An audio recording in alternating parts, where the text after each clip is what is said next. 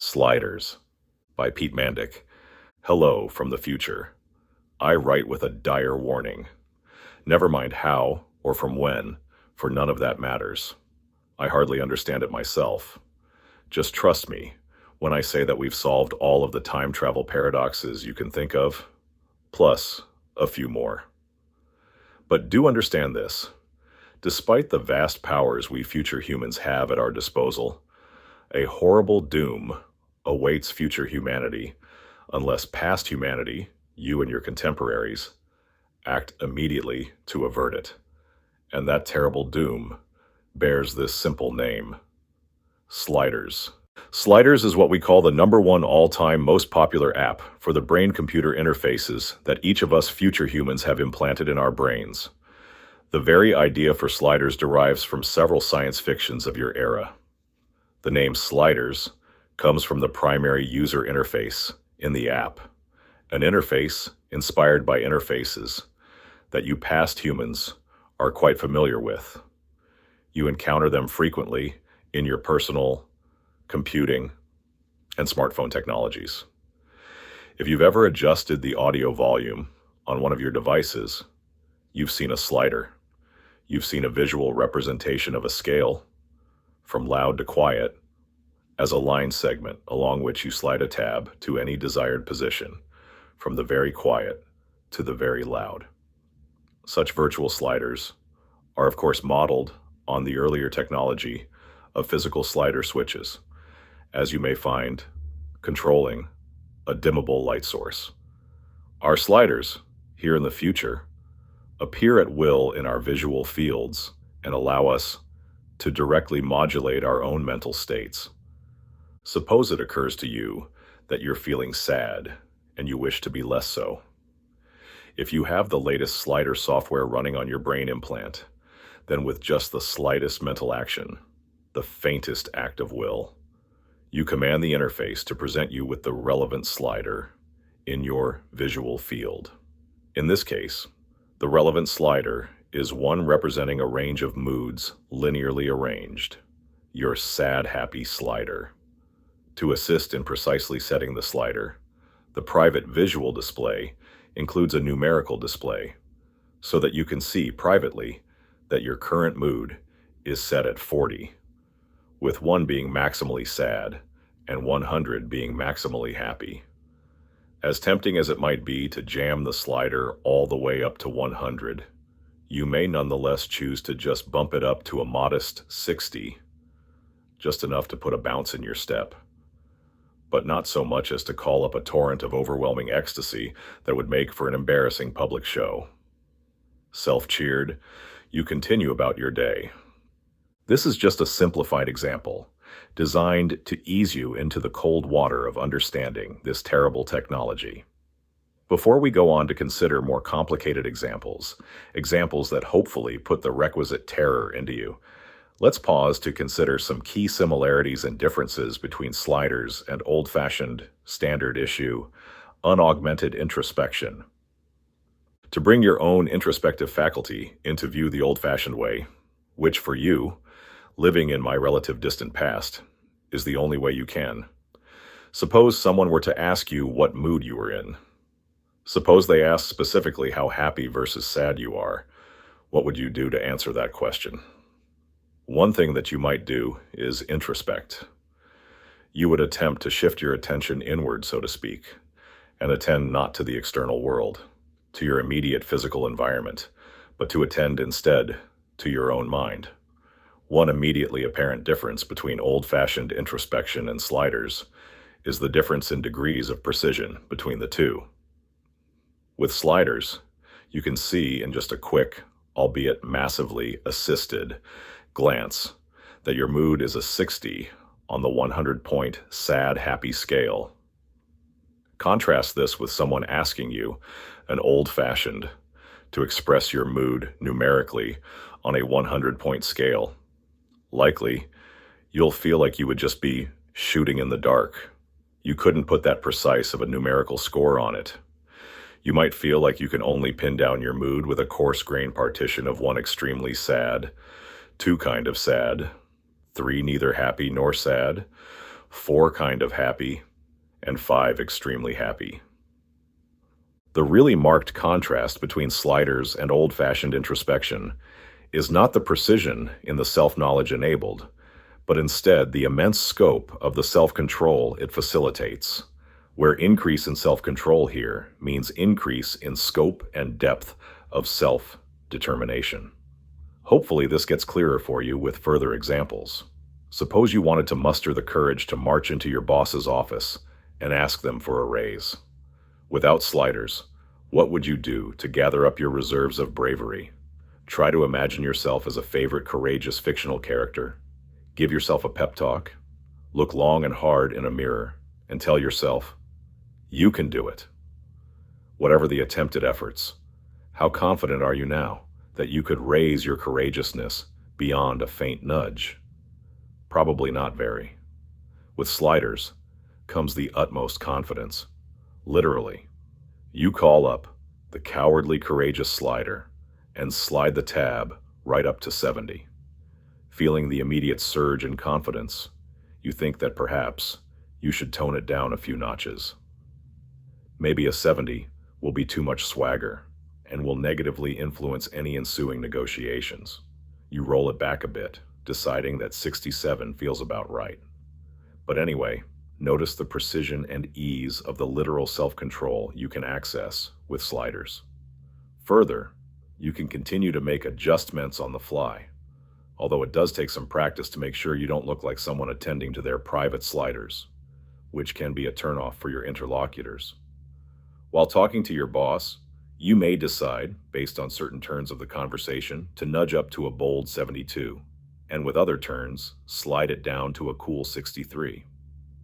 If you can see the appeal of such a system, then you wouldn't be surprised to learn that as soon as this technology became commercially available to the general public, it was a massive hit. Once a person grasps the basic idea of sliders, the advertisement copy practically writes itself. A student flagging during a late-night study session tweaks his interest slider and is instantly able to overcome what would otherwise be debilitating levels of boredom. Despite the late night, further slider nudges keep their concentration and energy levels up long enough to enable them to ace the big exam before they return home for some much-needed sleep. A husband returning home from an especially stressful day at the office bumps down his anger slider. Coincidentally, his spouse, who was expecting him home for dinner an hour ago, bumps down her own as well. Mutually respectful slider adjustments become the cornerstones of successful relationships here in the future, and couples review their adjustments in weekly audits. A trio of young women returning to their shared apartment after a late-night party adjust both their courage and their aggression sliders, giving them the right level of nonverbal "do not mess with us" signals to ward off any would-be assailants during their walk home. Like many of my fellow engineers of the slider interface, I myself was an early adopter of sliders. Like many in that first wave of adopters, I take pride in the skills with sliders that I've curated and cultivated over the years. I'm using them right now as I compose this message to you. I have a personalized recipe of interest and equanimity that I consider essential for intellectual work, such as composing the current communication. Layered on top of that, I have some additional slider settings customized for this particular communication, requiring me to keep a judicial yet supple control of my horror slider. I do this to strike the optimal balance between feeling sufficient urgency to compose this warning, but not so much as to be plunged irretrievably into despair. Please forgive my delay in conveying the warning part of this message. There are further basics about sliders and slider culture that you must understand. Besides the skill that we early adopters take pride in, we additionally take pride in our taste and restraint. Aside from the literal danger of slamming any slider up to 100 or down to 1, we're guided by a refined aesthetic of less is more. This carries over into a benign Luddism. Not only do we value avoiding extreme slider settings, We also take pride in often refraining from slider use altogether, like a classic samurai, who only unsheathes their blade when absolutely necessary. As is typical with generational gaps, the more restrained find themselves on the older side of the chasm. Newer users were less subtle than us early adopters in what they pushed their sliders around for. I'm skipping over a lot of detail in this potted history of sliders. We didn't jump right into commercial availability. There were many iterations of safety review and testing. Some of the problems we ran into were anticipated by science fiction authors of your era. Right up front, we were worried about wireheading, a concept inspired by scientific work in the 1950s. Scientists put stimulators in the pleasure centers of rats' brains. The rats died of starvation and dehydration when stimulating their own pleasure centers became their dominant priority. Science fiction authors picked up on the idea and explored wireheading as the most dangerously addictive possible human activity. Later, AI researchers applied the idea as a problem for AI training systems that have reward functions, where wireheading refers to AIs hacking their own reward channel. Wireheading is perhaps the most pernicious and extreme exemplar of Goodhart's law, which can be stated as the adage that when a measure becomes a target, it ceases to be a good measure. For researchers of my own era, working on the early development of slider technology, our immediate fear was that a pleasure slider would be cranked all the way up to 100, rendering the user catatonic, locked into a recurring loop of maximal ecstasy, immobilized and rigid. We found out in early human trials, conducted on prisoners, that they will indeed die like the rats wired in the 1950s. Another tragic outcome we identified during the trials on prisoners is one that researchers labeled the bloody stumps problem. In groups of trial subjects that had access to anything at all resembling a willpower slider, they would drive their bodies to damaging extremes of performance. One especially gruesome example was an incident that gives the problem its name. A human subject used their willpower slider to fulfill a whim to walk across the continent of North America. The decision to make this journey was truly made on a whim. There was no preparation. They didn't even have appropriate footwear. But, as revealed in a post-mortem forensic slider audit, they did happen to have their slider for willpower pumped up to almost 100. As soon as the idea to walk across the continent entered their mind, they immediately got up and set out on their voyage. They were not deterred by blisters or by a sprained ankle. Their handlers were authorized to intervene only if they presented a threat to others. Self-harm was allowed, so that I and my fellow researchers could see how far they would go. They were allowed to continue without intervention and literally walked themselves to death, bleeding out after crossing the finish line on bloody stumps, the extremities of their limbs having been ground down in the absence of the life-saving weakness of will that would have stopped and spared an unaugmented human. It became clearer in the later stages of the human trials that we are going to continually need to monitor for new uses and potential abuses of the sliders. During gamified economic simulations, we found that the slider users were messing with their own shopping preferences. This had disastrous effects on their simulated economy, effects that would obviously spook our corporate investors. We realized that we were not going to be able to simply hardwire a solution to the anticipated problems and needed a way of remotely monitoring and remotely installing fixes. Thus, every brain implant was continuously and largely outside of the awareness of the user, streaming info to governmental and corporate watchdogs, as well as to their AI proxies. Thus was the famous, or infamous, slider monitor paradox born. Paradoxically, the more that humans sought to expand their self-knowledge and their self-control, the more they expanded the domains of things to lack knowledge of and to lack control over.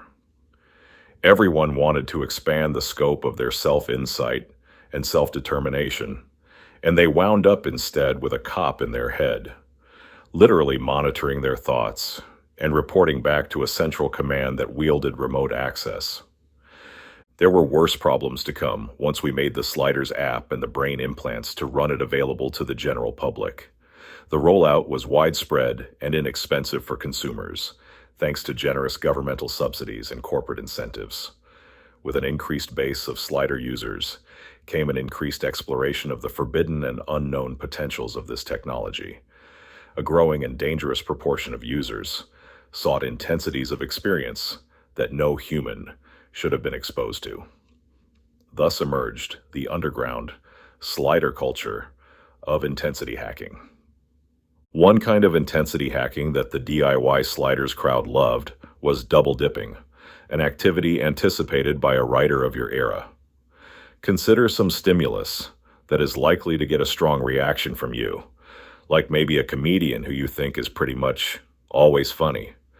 And suppose that before going and seeing this comedian's live act, you slide your hilarity slider to its maximum setting. When the jokes hit you, you laugh so hard that the risk is extremely high of breaking a rib, asphyxiating, seizing, and slipping into coma. You have double dipped. Your natural mirth response was amplified by the artificially boost from the Sliders app. Each time some doomed explorer stumbled upon a fatal or near-fatal slider setting, we uploaded another block and lock routine to the implant monitoring AI watchdogs. Upon detecting an escalating double dip toward the red zone, the Sliders app would reset the user's slider levels to some pre-implantation baseline and lock the user out of Sliders access for a 60-minute stretch.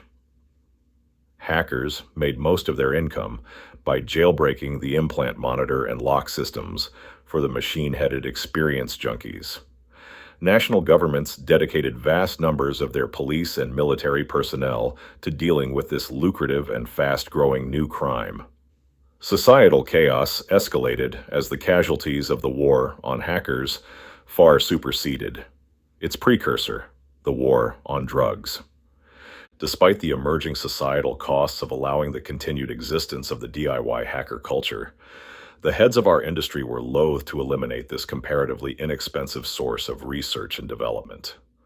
One of the most profound innovations to emerge from the hacker scene was an AI-assisted implementation of Doctorow and Strauss's fractal scheme of nested sliders, wherein each slider can be decomposed into a branching structure of 4 additional and more fine-grained sliders.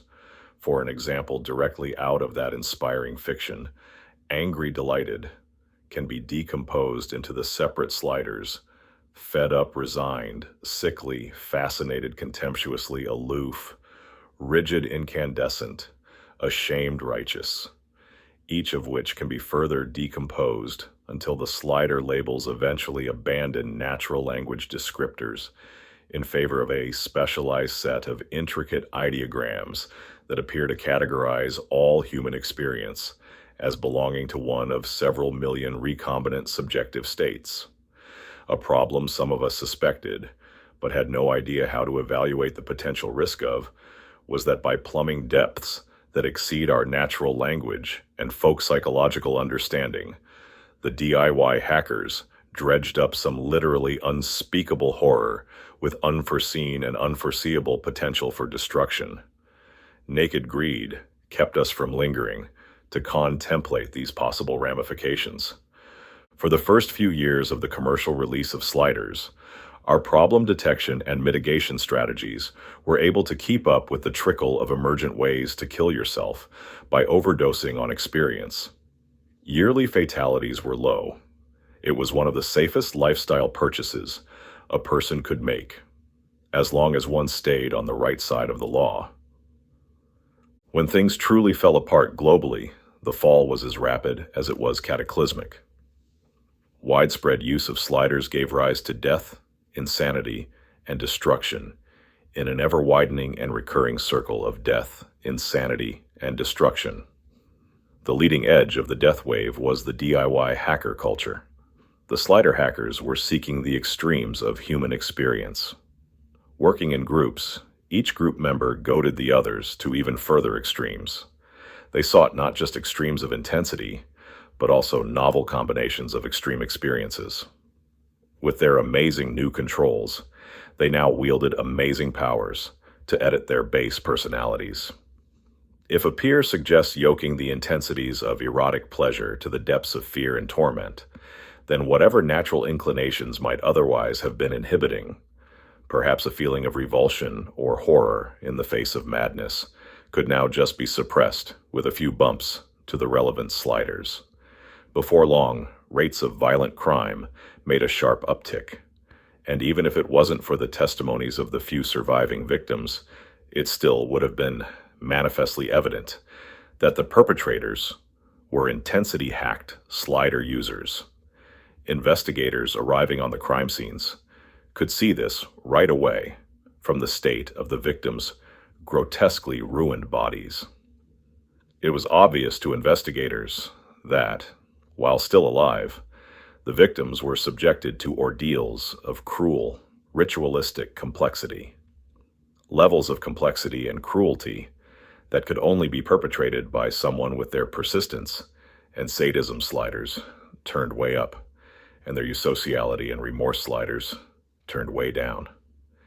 Despite efforts to suppress their own revulsion at their abominable acts, some perpetrators of these murders succumbed to old-fashioned remorse and despair. The old natural inclinations were increasingly finding their ways past the vigilance of the self-sculpting DIYers.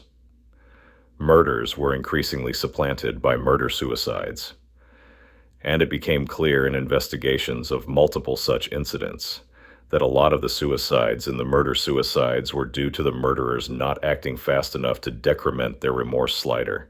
This is precisely how I lost my spouse after she murdered our 3 children while I was away at a company retreat. Those of us who have so far survived have had to tamp down more and more of our humanity to endure a world sliding deeper into what cannot be called sane.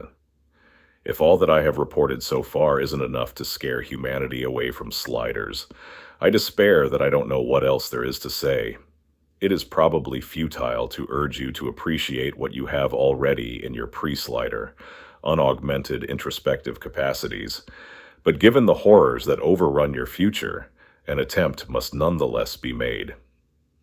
I leave you with a summary of the main insights we few who remain think we've learned about old-fashioned introspection, insights that hopefully enhance the vital project set forth by your contemporaries, Kammerer and Frankish, 2023. The insights are 2. First, introspection is perhaps best thought of in concert with what actions or behaviors it facilitates. Self-knowledge makes sense only alongside self-determination. The second insight, which may seem mundane to you but is crucial from my future vantage, is that introspection is already improvable without cybersurgical augmenting. Regarding the first point, that introspection is perhaps best thought of in concert with what actions or behaviors it facilitates. Self-knowledge in concert with self-determination. It perhaps helps to appreciate this point by thinking of introspection in the context of Darwinian natural selection. Even if the core of the concept of introspection is about self-knowledge, Darwinian thinking encourages us to wonder what downstream effect on adaptive behavior such self-knowledge could possibly have. There are a few points worth making here. One point is that nature is unlikely to care much about how well we understand ourselves, unless that understanding has a downstream effect on behavior. It seems quite clear that, from an evolutionary perspective, knowledge of our environments was far more important than knowledge of our own mental states. Self-knowledge was a good, but only in a context of relative scarcity. The innate curiosity we have about our mental states is importantly analogous to our innate desire for sugar. We evolved in situations with meager access to it, and when exposed to situations offering abundant access, the effects can be, and will be, disastrous. Regarding the second point, that introspection is already improvable without augmenting, note that humanity has amassed thousands of years of knowledge about precisely this. That knowledge is codified in various contemplative traditions that provide instruction for the cultivation of greater degrees of control and acuity in self-directed attention. These various traditions for cultivating one's ability to meditate offer many of the benefits that sliders tempt, but come also with certain safeguards that sliders' culture just steamrolled right over. The main safeguard is how difficult it is to augment introspection in this deeply old-fashioned manner. Changes are incremental and require dedication and effort. The average unaugmented human cannot turn themselves into a murderous psychopath with a flip of a switch. Other safeguards come in the form of communities of ethically committed peers and teachers. None of these safeguards are perfect, and there are still risks, but none of the risks rise to the level of the existential risks presented by sliders. Your generation is poised on the edge of great technological change, and when presented with the opportunity to break down the barriers to greater self-understanding and control, I beg you to keep in mind Kant's bird, who foolishly wished for the absence of air. The light dove, in free flight, cutting through the air the resistance of which it feels, could get the idea that it could do even better in airless space. On behalf of the dwindling future of the human race, I bid you goodbye and good luck.